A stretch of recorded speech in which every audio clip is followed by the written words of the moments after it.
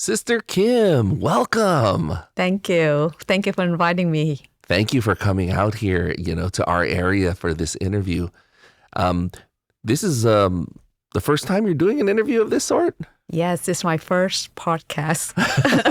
Oh, we're so glad to be your first podcast. That's awesome. Now, could you give me the name of your order you're in? With the Sister of Charity of the Incarnate Word in Houston, Texas. Okay, we saw you over at AYC. Right. Earlier. Was it last year or earlier this year? I can't remember if it was last year, 2023. Late last year. Yes. Okay.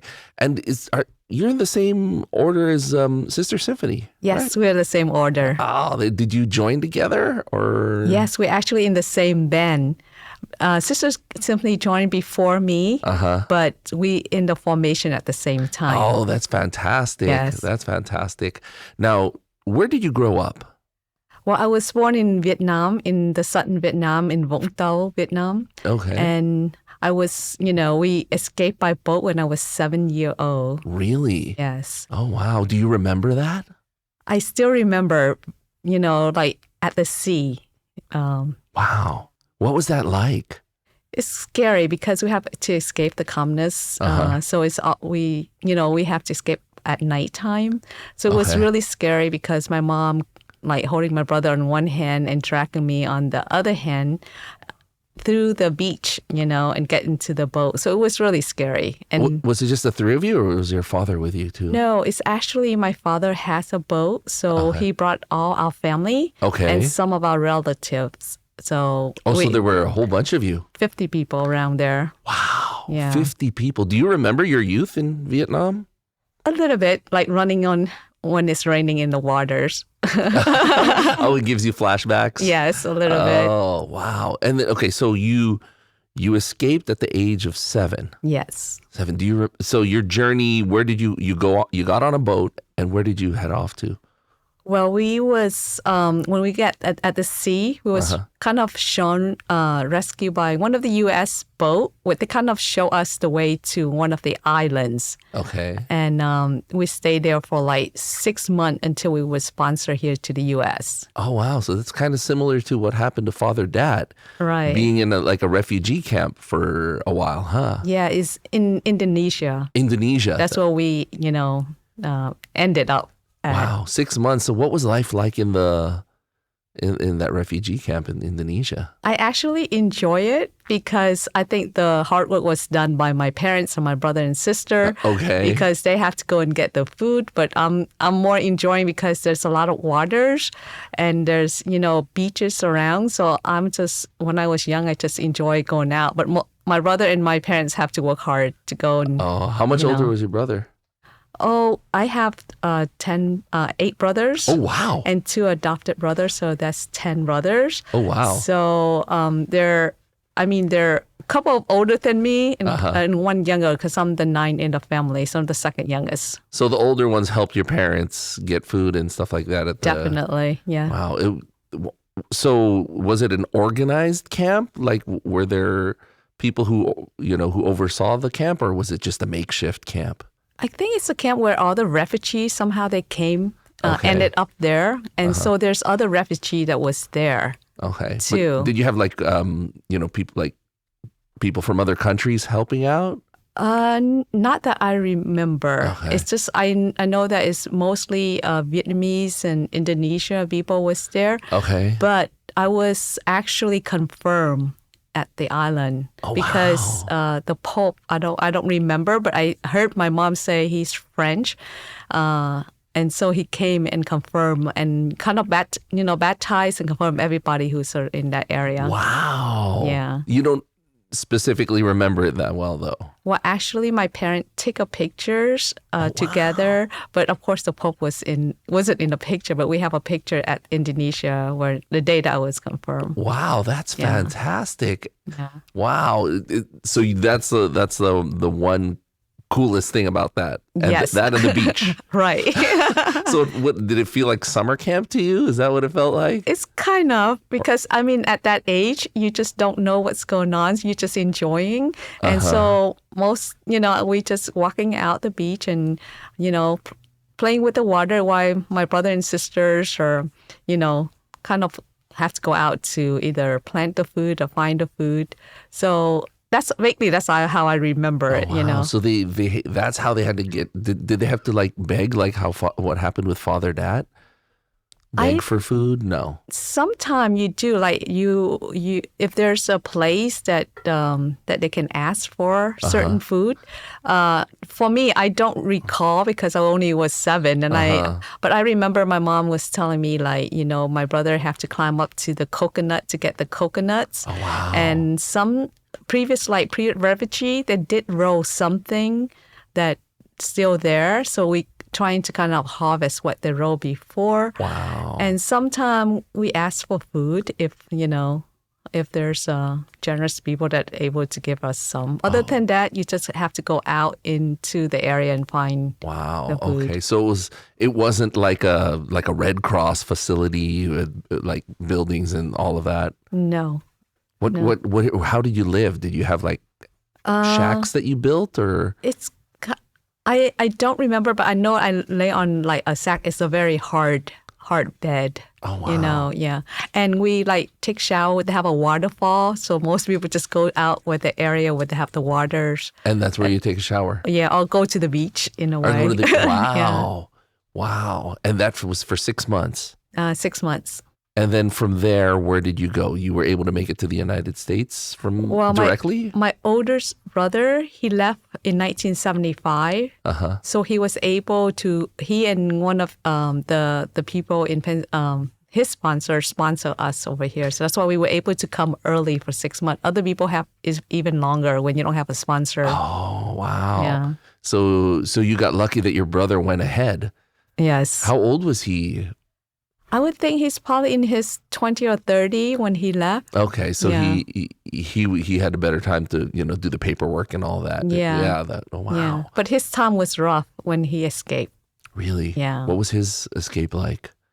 I don't know, but I know that during his time there was even no food. When you get to the island, there was even no food, and his trip to the island was difficult. Some people die because they ran out of food in the boat. So a lot of people die. So he see a lot of death. Oh, wow. Yeah. So it's even more challenging during that time. Oh, wow. Yeah. So even though you came much later, it was a little bit easier for you. Yeah, because that's why I say previous refugee left some what they row before in the land somewhere. So we they able carved to it in harvest. trees or something, or on the rocks or something? No, just like how you roll different plants, different vegetable. Row. Okay. Yeah. Okay. So you can harvest for your food. Wow. Yeah. You kind of cut it and then it continue to other. And then you just plant for the next batch of refugees that come. Yeah. Wow. That's amazing. Yeah. And what did you think about, what if somebody, they planted something, but they didn't make it? Is that how the case sometimes, or? I would think so, because, honestly, I didn't think. I was just a kid, so I didn't think much about it. Did your parents ever say anything to you about those times? No, they never say anything. I just heard, their conversation with their friends or, that come to the house. So that's how I heard little by little from them. Yeah. But I never asked. I guess I wasn't curious about it. So I never asked. Wow, that is an amazing story. So you said you were confirmed in the refugee camp. Mm-hmm. What do you remember about your early formation? Well, I have to say my faith definitely come from my parents and my grandparents. They are very devout Catholics, so they always bring us to church and to mass, and we do rosary together as a family. So I think my faith foundations come from my parents and my grandparents, and that's why we continue. Even when we was in the camp, we continue to do that. Even maybe there's no priest, no mass, but we continue to pray together. So when there's chance, when priest or bishop come like that, and that's how during that time, so that's why they brought me to get my confirmation. So I get my confirmation actually early because I received my communion in Vietnam when I just left. So like a year later, I guess the bishop comes. So I say, oh, okay. I guess they're okay with it. Once you have communion, if you want a confirmations, you just study for that period. And because they weren't sure when the opportunity was going to arise for you to finally get confirmed. Right, and whether you ever leave the island, So it was still uncertain if you were going to... Yeah, you just don't know how long, whether you have people sponsor you or whether they're going to send you to another place. Oh, wow. Was there ever a danger of you going back to Vietnam and them sending you back? Oh, yeah, you would be prison because you escaped. Because during that time, most people escape by boat.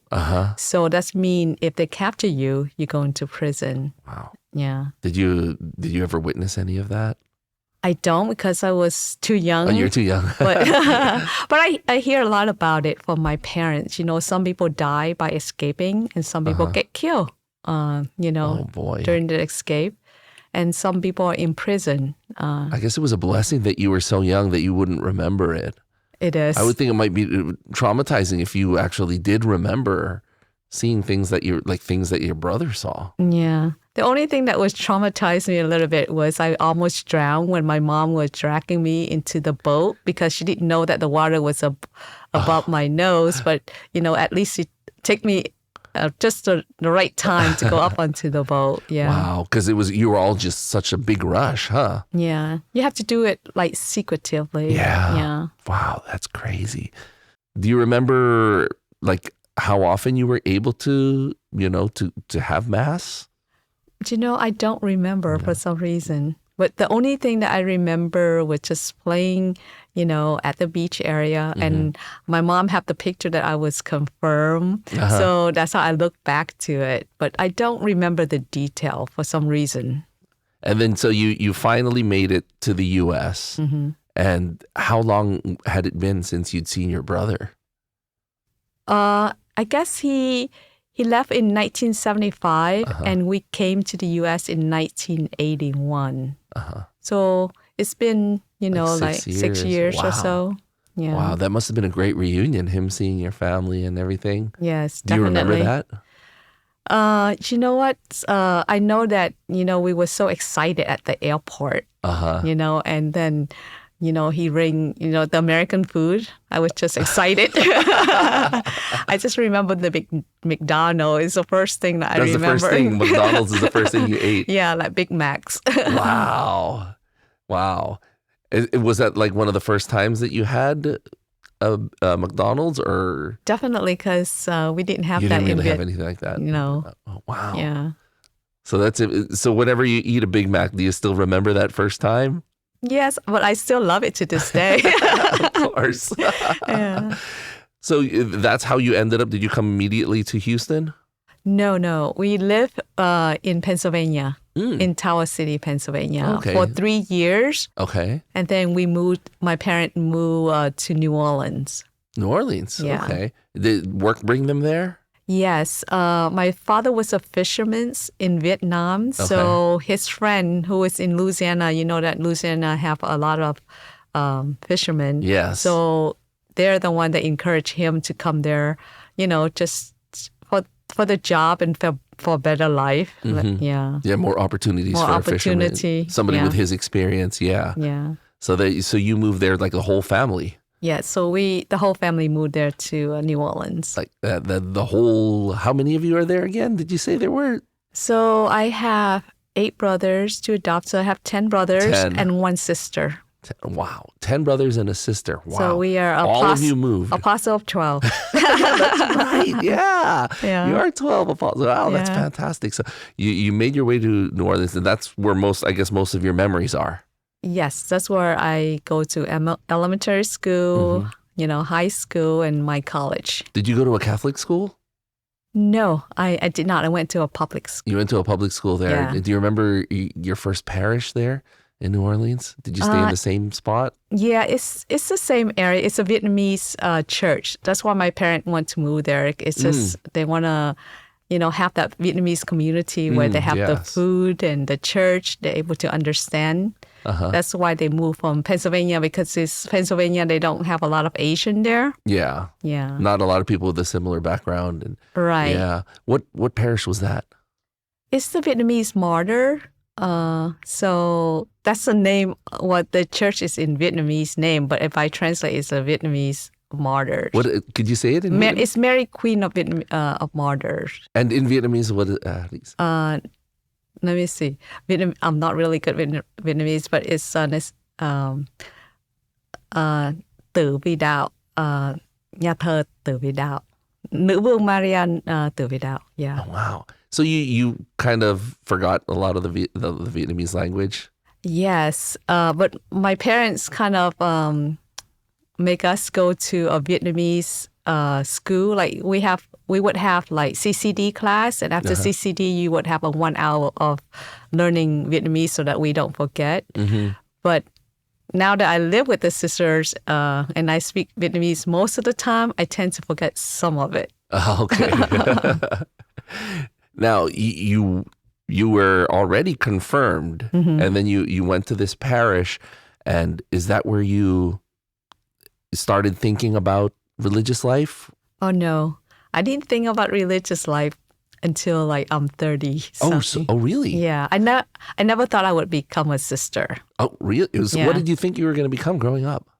I mean, just like any other girl, just want to get married, have a handsome husband, a house, a car, just like any normal, young woman. So I never thought about religious life. Okay. Yeah. So in terms of career, what did you think you were going to do? Well, career, my parent was, because that's the reason why my parent was escaped from Vietnam, is for us to have a better education. So for us, at first I was thinking of, going to the healthcare, in that healthcare area. So that's how I major in biology when I was in college. Okay. So I was thinking of biology, like pre-med, going to healthcare, kind of like. So in high school and through college, did you date?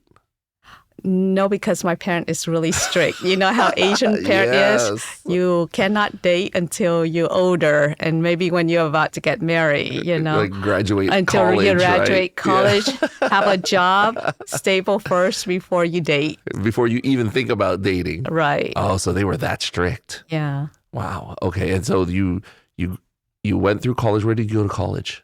I went to Loyola University in New Orleans. So that's where the Jesuit priests, I think that's where the foundation where I get the nation spirituality from. And is that when you started thinking more? Not yet about religious? Not yet. Not even a seed, huh? No, not at all. Because I was thinking more into my career, like, getting my education, getting a good jobs, and stable, more in a stable life for myself first. So I have not think about religious at all. So even though I did work study with the Jesuit priest. I was his assistant, but I never think. Yeah. Did they ever say anything to you like, "Oh, you would make a good sister"? No, not at all. Yeah. Wow. You worked with them. What did you do?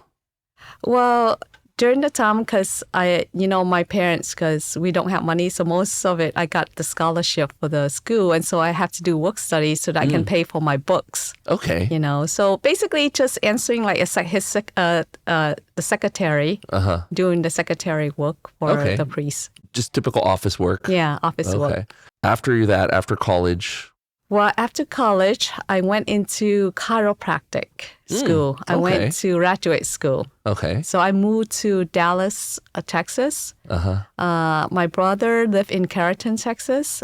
So I stayed with him because my parents would allow me to move anywhere or stay anywhere. Oh, really? They were still that strict? Yeah, because I'm the only girl, and there's only two girls, and then for Asian culture, if you're not married, you're not going anywhere. They're just afraid like something might happen. Family, yeah. Yeah. So I moved in with my brother in Carrollton, Texas, and stayed with him while going to graduate school.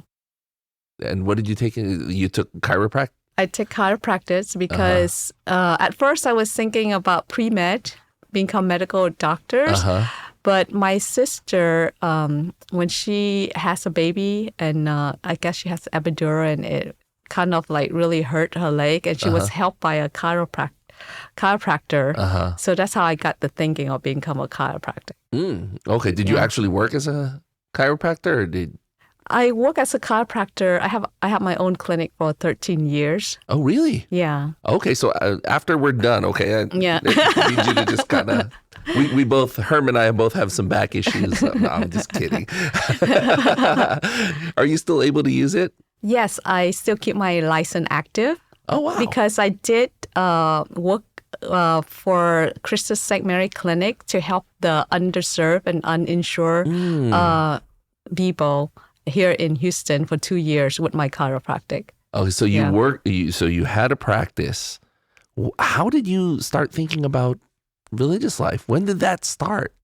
I guess God kind of worked in a very interesting way in my life. And I never thought about it because I did have a relationship that was broken off with a relationship for 2 years, and it was broken off. And it was, it took me like a couple of years to really heal. And from there, one of my friends asked to join the faith sharing group. Okay. And I think that's how I come to know God a little bit more. And then during the time when I was doing chiropractor, a priest came in for treatments, and he was asking if I could become a catechist because they was in need of catechist. Okay. And so I say, but I don't know much. I don't know if I can teach. But then he said, well, they have, a training program that I can take, or since I'm a doctor, I can read it and also can learn from it and then teach the young kid.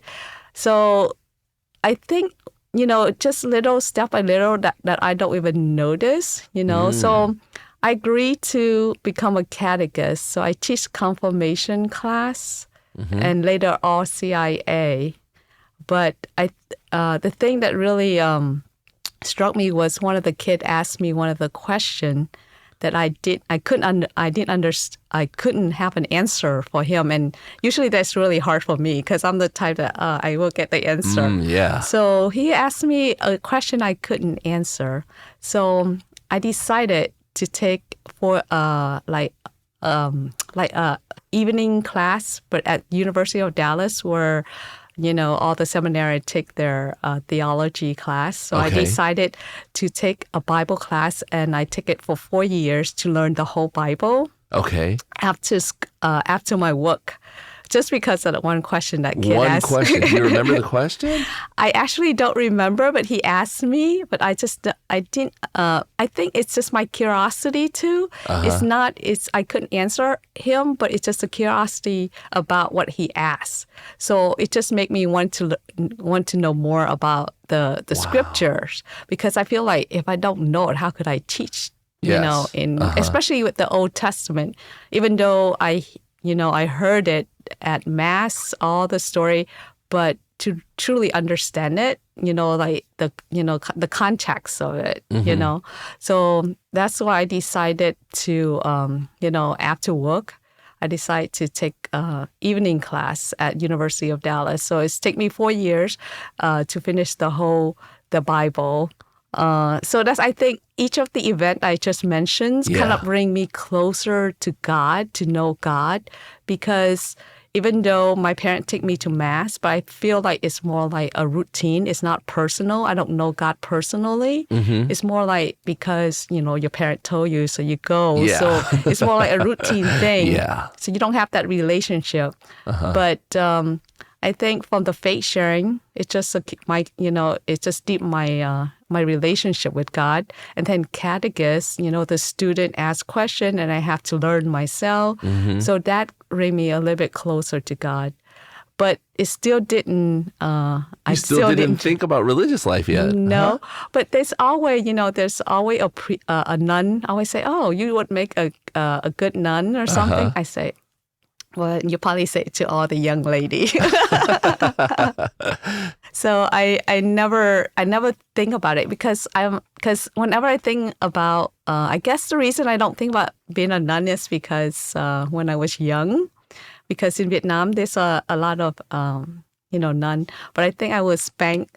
When you go. Oh, they were strict. They were strict. They were really strict. Yeah. So when you go to Mass and you're not you're not listening, you get a little whip on the hands. So I think it's never occurred to me. And also I was thinking about a nun, you have to be very obedient because you have to take the vow obedient. And I'm thinking like, I'm so independent. I don't think I can be an obedient person. So I never thought I would be a good nun. So that's why I never think about being a nun, So when did the idea actually start to, get in your head that this might be something possible for me? I think God has always planted. I'm just not listening well. Because you know how he take me to the faith sharing room? Yes. And how he take me to class to learn about him. I think and then he even put that teenager who had the question there. Right. I think it's just me who is not listening. But I know like deep within, there's always like, I don't know how to explain it. It's always like a little voice say, you haven't tried me yet. When I reach like around 30, that's when I have a little, once in a while, when someone asks, oh, maybe you make a good religious, and then I say, no, I don't think I can be a religious because I'm not that obedient, So, but there's always that thought in my mind that, you haven't tried me yet, Wow. But then it's just come and go, and I never thought about it either. And like I say, I dated during the time, but I guess I was enjoying my single life, so I didn't really make that decision. I didn't have like, after the 2 years relationship previously, I didn't have any other serious relationship. So you said you had to heal for a while after that relationship. Was that were you considering actually getting married? Yeah. Oh wow. Yeah. So that's why it hurt so bad when the two of you broke up, huh? Right. Wow. Yeah. So that was like at least 3 years later. That's how I met my other friends who invited me to the faith sharing group. Yeah. Okay. And then, so when did you actually start to take action, move toward, well, seeking religious life? With the faith sharing group, you have to commit, like going to a retreat together. Like we start out with 3 days silent, and then later to 5 day. So each retreat, I noticed that my hearts and my relationship is more personal with God, and I feel like God is the God of love, and until like this is like many years, like in the 5th or 6th years or something like that, where I went to a retreat. And this time the retreat is, we decided to rent a beach house instead of a regular retreat house. And we're just going to have like a retreat where will be semi-silent, which means we can talk a little bit. Kind of like that. Okay, so not completely silent. Not completely silent, because it's at the beach and we want to enjoy a little bit. So it's more like a personal get to know each other too. Okay. So during that retreat, the Jesuit priest gave us a reading, and his theme for that day was love. How do you define love? And he mentions love. He mentioned some of the love of the quote from some of the kid mentioned it. It was really cute. And so he said, now you can go to meditate on this scripture passage and define yourself, what is love to you, So I still remember that passage because it's Philippians 2, verses 5 to 11, where God, he's in the form of God, but he take a form of a slave and become one of us. And he died, on the cross, become obedient, dying on the cross. And when I was meditating, I close my eye. When I meditate on that, I just feel, wow, a God, he can flip his finger and can make everything right. But he loved us so much that he become a slave, a form of a human, I just feel a deep love, how much he loved me and everyone to do that. So when I close my eye, and I say, well, since you love me so much, what do you want me to do for you? I was asking it in my thought. And I wasn't asleep because I know that my friends who was sitting right next to me, because we both take the porch looking out in the beach, and we were meditating, and I can still hear her flipping her pages, you know. But when I asked that questions, all of a sudden, I see a vision, like a really quick flash of poor people. And then I hear a voice deep within my heart, you know. I always ask the priest, how do you know it's my God voice or is it my voice or my thoughts, you know? But that one, I know it right away. I mean, it was come deep from within my heart, and it say, when he flashed that, and it say, it is I in them. Because I asked him, what do you want me to do for you in return for your love? And when he flashed, like, the poor people, like, really quick, like, you know, because I was closing my eyes, so it was dark, but all of a sudden I see, like, a glimpse of poor people. Wow. And then there was a voice deep within my heart say, it is I in them. So all of a sudden, my eye was flooded with tear. I mean, I cried so, you know, so maybe I still remember, you know. So, and from that day on, it's actually turned me 360 degree. Really? Yeah, because I never, like I said, I never thought about religious life. Yeah. But that even though my relationship with God, now that I look back, is there. He's been always with me, and he always been calling me. It's just like I'm being stubborn or not listening or being distracted, you know. But that's why I think he has to struck me like that in order to really wake me up. Because, like I said, I just closed my eye, and it's like a glimpse really fast of all the poor people, and that voice to say, "It's I in them." But so it made me. So I cried the whole time, and then after that I think, well, how do I help the poor people? After you know, and then it just give me that energy that I want to help. That's what he want me to do, you know. But I say, well, how do I help people? Because I have a clinic, I have a business to take care of, I have a home, you know, I have apartments. So I was thinking, how could I help them? Because if I have a business, I can only take off for weeks, 2 weeks, or months to go and help like missionary, but still cannot, you know, to a certain point. But then that's when it's just, I know that he wanted me to give up and go, you know. So that's when I decide 360, that in my mind, I'm getting ready to find out, like, you know, I just want to, find out at least what religious life is like. Okay, so you just decided to just look into the religious life first. That's when I tried to start looking into religious life. And guess who popped up in my mind for that? Who? Father Dad. Really? Yeah, because like I said, I was a catechist, so I deal with young confirmation class. Okay. So I invited him to come in to talk to the youth one day because he's a friend of my friends. Okay. So I invited him to come to Dallas to talk to the group. So one day when I was taking him back, you know, to the airport back home, he say, "Well, you know what, Kim, I think you make a good sister." I say, "Father Dad, you're a vocation director. You probably say that to everyone."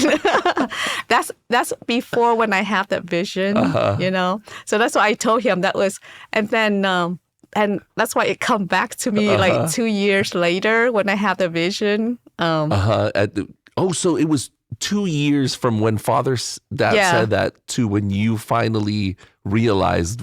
When I have that vision, that's when it popped him back, because he say, and when I told him that, and then he say, "Well, when one day if you change your mind, you can always call me. I'd be happy to find you, you know, or introduce you to a congregation if you want to know more about religious life." And that's how it's come back to my mind. So I did email him, and I say, "Hey, remember the offer you make me?"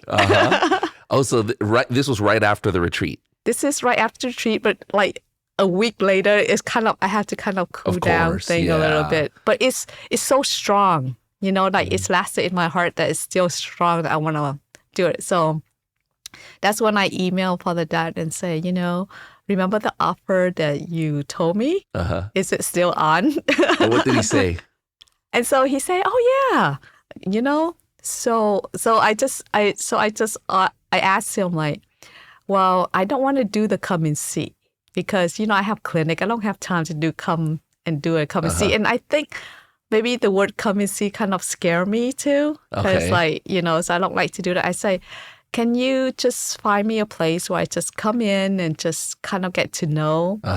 But then, so he asked me, well, what kind of religious order are you thinking of, American or Vietnamese or, or so that he can kind of narrow down to get me to where it's right. He feel that it's right one for me. So I was thinking because I was born in Vietnam, but I was pretty much raised here. Yeah. So I say, no, I think I probably like American congregation. Okay. But could you find me like 1 or 2 Vietnamese sisters in that congregation so I can eat Vietnamese food with? So then he said, oh yeah, I know a perfect place. And he think of Sister Kim Fong, who is at the Sisters Charity of the Incarnate Word in Houston right now. She was a Vocation Director during that time. And she's a great cook too. Okay, so that's why he thought about that. Yeah, so he connect me with Sister Kim Fung. So I actually came and visit, and I just feel at peace, and the sister was very welcoming and wonderful. But it's funny that the place that really attracted me the most when I tell the story, everybody kind of laugh at me. What's that? It's the cemetery. Oh, really? Yeah. We have a beautiful cemetery where, all the sisters, I just feel so much at peace. Maybe perhaps when I was walking through the cemetery, the sister was maybe praying for me. Who knows? But at that place, somehow in my thought or in, deeper in my guts, and they say, oh, this is the place where I will end. The place where my life will end. Wow. It's just the feeling, So you found comfort in that. Yeah. And it was so peaceful. And I guess I take a walk at nighttime too, and the moon was there. So it was just very peaceful. And I just feel like, oh, this is the place where, that's where my life will end. Wow. Yeah. And was that it? You said, I'm going to drop everything and I'm going to enter. No, it's not. It's not yet. You're still stubborn. No, but I mean, like, it's there. But when you go back to real life, in reality, you get nervous because it's going to be in and out, because, I have a business and have my family and have my friends. I was enjoying my single life. I have a lot of friends from the faith sharing group and from the church. Okay. Because I was very involved after it. So, it's the strong feeling God gave me. I want to do it, but at the same time, it's the other force that it's hard. So I'm in and out in a way, but somehow the vision that He gave me is still really deep, strong in my heart. And actually, my parents did not want me to join religious life. Yeah. What did they say? Because all my brother and sister, my sibling, they're all married. So I'm the only single left. Oh, wow. So they was hoping that they would stay with me. I would be around, and then they would be, that they was. So they did not really. And I'm, how we only have 2 girls in the house, right? That's what I was saying. And my sister already married. So that's why, they didn't really want me to, even though they was devout Catholic, they want, the boys probably to go to become a priest, but they did not want me to join. Or they're thinking I'm too stubborn, I'd be out. So they might be getting embarrassed if I leave. Don't waste your time. Yeah, kind of like that. Yeah, because they're thinking, oh, you be, no, maybe not. You're going to be coming out, So they did not really want me to. And it was really hard. That was one of the challenge for me to leave. It's not because of the clinic, the house, or anything like that. To me, I think for me, material thing was easier for me. I can detach. Really? So it was the family thing? It was the family and the friends. Okay. Yeah. What about, celibacy? Did you have a hard time with that idea? Actually, no. Somehow the vow that really scared me is the obedient one. Somehow poverty, I had no problem for some reason because, that's why I say I sell the clinic, I sell my home, and I give it, But to me, the poverty wasn't hard for me. Wow. And then chastity, because I'm thinking if I already dedicate my life to do service, I'd be okay. God will take care of me. So I think, and then I see people who are in religious life because the love for other people will feel the love. So I say, chastity will be okay. But the obedience really scared me because I guess I heard from, how when you was a child, you heard how you have to be obedient, otherwise you get, punishment or something like that. And I think that's what it scared me. So that's the only thing because my parents think I'm stubborn or I'm very independent. And I'm outspoken when things are not, I don't believe in certain things, I will be spoke against it. So that's what scared me more. I say, I pray more on that parts. That's interesting. That's the one thing. It was really the obedience and the family. Yeah. How did you get over it? Well, there's so many tested before I even joined because even though my parents, didn't want me to, I feel like God gave me the courage to step in. But the thing that was really hard was my father passed away before because I know that I would join in August, but he passed away in January. Oh, wow. Yeah. So he wasn't able to see you? No. Oh, okay. But you were all, you said you joined August and he died in January. No, in another word, I was gonna leave everything and join in August. It's a date for me to join. But I haven't, really tell my parent yet because I didn't want them to get upset. Okay. But he passed away in January. Oh, so it's before. Before. So it's Okay. make it even harder for me because my mom say, now your father died, why would you abandon me? Oh, wow. So that was even harder. Yeah. Oh, because they weren't approving in the first place, and then your dad dies, and then your mom's like, I'm going to be all alone now. Yeah. Oh, wow. That made it even more difficult. Yeah. And I was thinking of the scriptures on the rich man where he asked God, what can he do get into eternal, Yes. but he has one thing, which is the well, So I think everyone have that one thing that's really difficult to give up. And I think that was my thing. That was your attachment to your family and friends. Yes. Okay. And so what happened? Well, after my dad died, which we already planned for a while, that there's 5 or 6 of us who are really close with the priest that we hang out with, for the retreat, that we was gonna take a trip to Europe. Okay. So during that time, I decided to take that trip. So you went with your mom? No, I didn't. No, this is with the friend. Oh, just the friends. Okay. Yeah, the friend. After my dad died, 4 months later, of course, and then I decided to take the trip. And in the trip, there's a priest that take. We like backpacking to Europe or something like that, just enjoying ourselves. But I asked him a question. About how do you. If I'm talking about my struggle between two. How would you?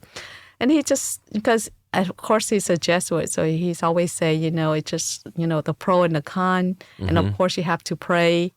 And I think after that, I think I just have that courage from the grace with God that gave me. And I say that, God, if you, really want me to go, I'm just gonna leave my mom.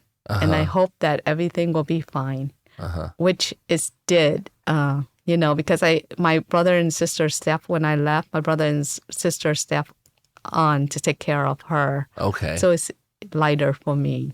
Was she angry when you left? Oh yeah, she was. What did she say? She was crying. Oh. She said, "You abandoned me." Wow, that must have been really, really hard. Yeah. So you so you joined the convent, and how long was it until you saw her again? Well, that's the beautiful thing about the congregation I choose, because they're very good with family. It's not like you're bad, because when you're in the first stage, which is postulate stage, where you're not in novitiate yet, so it's still easier. I can still call her, like on the weekend, if we like to call, and then we get like 2 weeks in a year to go home home to visit. So you have that vacation time. Yeah. Okay. Yeah.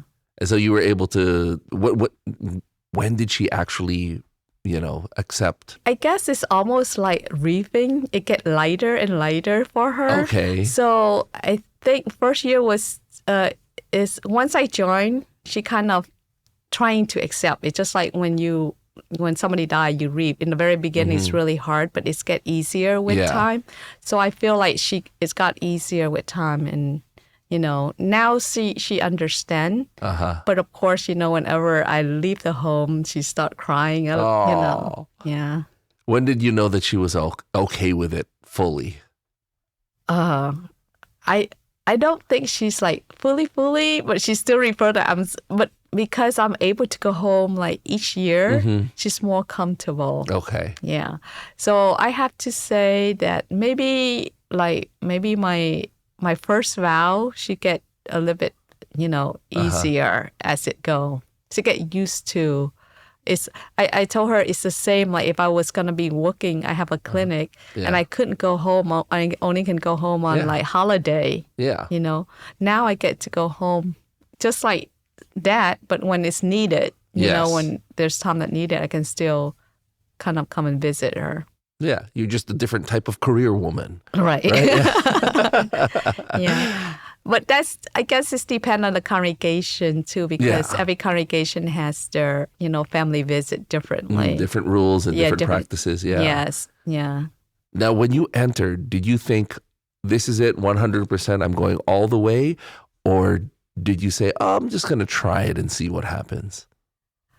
Well, because most people, you don't have to sell your property to join. You can still hold it when you join. Okay. But with me, I sold everything.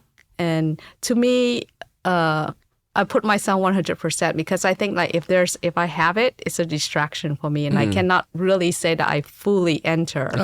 But at the same time, back in my mind, I say that if it doesn't work out, I can go back and rebuild it again. Okay. Yeah.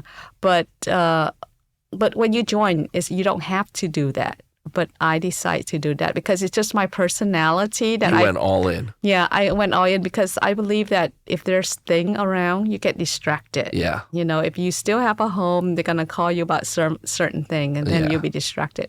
And I don't think I don't think that would be good. So that's how I say I decide to, kind of sell everything, and then I say if it doesn't work out, because I know that religious, sometimes it might not work out. So I say if it's not work out, I can always come back to my family and I can redo it over again. Now you said family and your friend group. How was it with your friend group? They're very supportive because they're faith sharing group, right? Okay. So we are very in good relationship with God. So they would be thrilled if we join religious. Like, to be honest, our faith sharing group have like 14 people and 8 of us join religious life. Wow, that's fantastic. Yeah. That is fantastic. So when did you know, how many years in did you know this is it? I'm in for good? You never know that.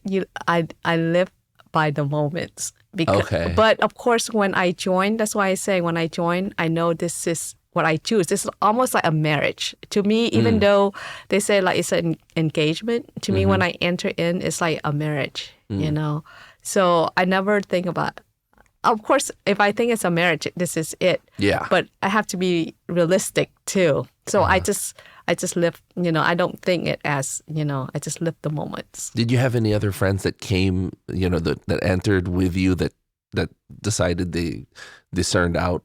They said, this probably isn't right for me. there's a friend that discern, and she come to my congregation. We discern the same congregation, but she find out that she's have different charism, so she went to join the cloister. Okay. Yeah. Oh, wow. So we discern together, but we join different congregation. Different personalities and Right. different. Yeah. Right. Wow. That's great. That's great. Now, what's your role in in your congregation? Well, at this moment, I'm a vocation director. Okay. Yeah. Wow, somebody who really didn't want you end up somehow as the vocation director. Right.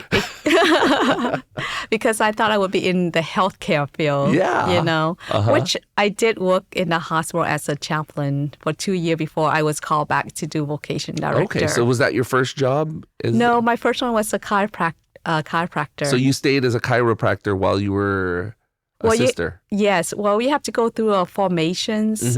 And then, during the annual leave for FES, we have ministry. So my first ministry was a chiropractors here for the underserved and uninsured people, the Hispanic community here in Houston, in the Southeast Houston. So I worked there for 2 years, and then COVID hit. So they needed chaplain, which I have a master in pastoral too. Okay. So they needed in the hospital, so I was missioned to St. Patrick Hospital in Lake Charles, Louisiana. So I worked there for 2 years during the COVID, and then I was called back to do vocation director. Wow. So it has been 1 year. I mean, you're able to use your chiropractic practice for, for the underprivileged, like you said, the visions that you had. That's fantastic. And then you worked as during COVID as a chaplain. What was it like during COVID to be a chaplain? Well, I have to say it was a privilege and honor to being able to be there, and especially during the COVID time, the family can't visit them as often, and some so it was a first and honor to be with them during that time. It's just being there and listen to them in their pain, in their loneliness, and also they have to go through all the illness that they have. So it was a privilege being there for them. Wow. And I learned a lot from being a chaplaincy, because it's always a both end. So you were in the hospital with them. Yes. And was it like, did you have to be fully in, everything? Yes. Covered and completely and... Yes. When you go to the COVID section, you have to gown up everything before you enter. Okay. And sometimes it can be really congested because they really can't see your face well, because, the N95 cover half of my face already. And then sometimes you have to wear the shield. In the very beginning, we have to take a lot of precautions. Yes. So, have the shield, the N95s, and the gown. So, it's hard to see who you are. Yeah. And it was difficult to speak to because it's hard to read. It's very muffled, Muffled. Yeah. But I think just being there, they see a present there, they just feel more comforted. Yeah. Did you have a lot of people who died while you were there? I was on call one day and 4 people died. Wow. Yeah. So on one day. Wow. That does that weigh down on you? Oh, it was really hard on me, because you get, not only you get tired from the ministry, and then here you emotionally as well. But that's when I bring it to prayer and lift all that, my emotions and all the people that I encounter in my prayer, and talking to my community member, and it helped.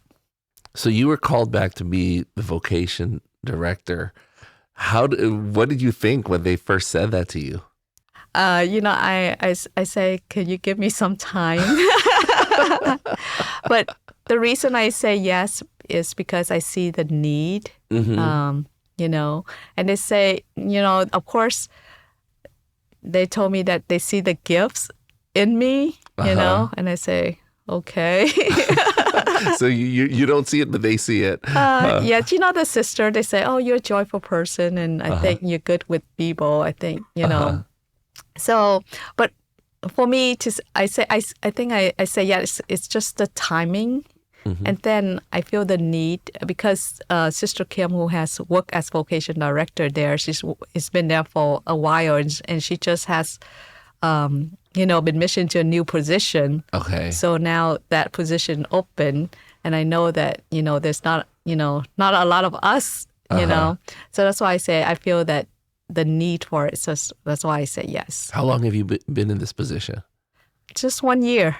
A year. Yeah. Okay. And did they say how long you were going to be, or just indefinitely? Oh no, it's not indefinite. I hope. No, it's usually according to statistically. They say Vocation Director usually like 7 years. 7 years or usually. Even some are longer. Oh. But usually the average I heard, according to statistic of the NRVC statistic. Yeah. 7 years.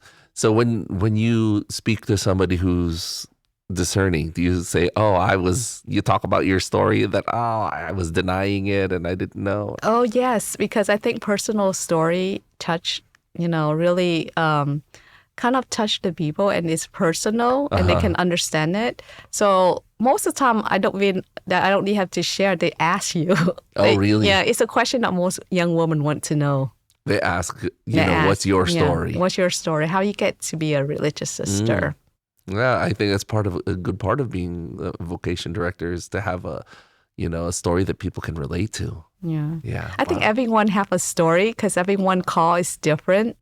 So everyone have a story. So I think every story, that's why I say the story inspire us in our faith, So, I believe that, when you share your story, people can relate. What would you say to somebody who was kind of in your place? What do you say to somebody who's like denying or thinks that they're not fit for religious life? What would you tell them? I think I would just tell them just to be open. It's just like if you're open, you have different opportunity and it doesn't hurt. If you open, you try and to see if it's for you. Instead of you don't know it, you only know one vocation. Say that if you only know a marriage life, then that's only one vocation you're looking at. But if you open, you will see there is, religious life or consecrated life or single life. So if you open and you get to know it and see what is best fitted for you, which vocation bring you more fulfillments for you. What would you say to a parent of somebody who's discerning? A parent who was like your mom that didn't want it. What would you say to them? Because it's kind of hard if you tell them, they probably would understand. It can be hard because it's your daughter and your son. And maybe I just tell just pray for them because each one of us have a purpose and God called us in different way. And I think if God called them, He will take care of everything. Everything will fall into place, Wow. Yeah. So if somebody, a young woman wants to join or it just wants to explore entering into, your congregation, how can they get into contact with you? Well, they can also go to our website, and it's www.sistersofcharity.org, or they can call us, which is the Sister of Charity. If they just look up nowadays, I guess you can just Google, and it's going to appear, Charity of the Incarnate Word. Okay. And then they'll be able to... Actually, it's sisterofcharity.org. Sistersofcharity.org. Yeah. Okay, and they can find that. And right. All the details are there, and they'll be able to contact you personally. Yes. Thank you so much for coming and telling your story to us. Oh, thank you. I know you were nervous, but it's fantastic. You have a great story. Thank you. God bless you and all the work that you do. Thank you. And please pray for me. Oh, definitely. Definitely, yes. Yeah. Hopefully you can bring in more vocations. I'm praying each day for vocation for religious life. Yeah. And like I say, you also vocation promoter too, as well. Thank you so much. Yeah, Herm and I try. We try our best. Thank you so much. Thank you.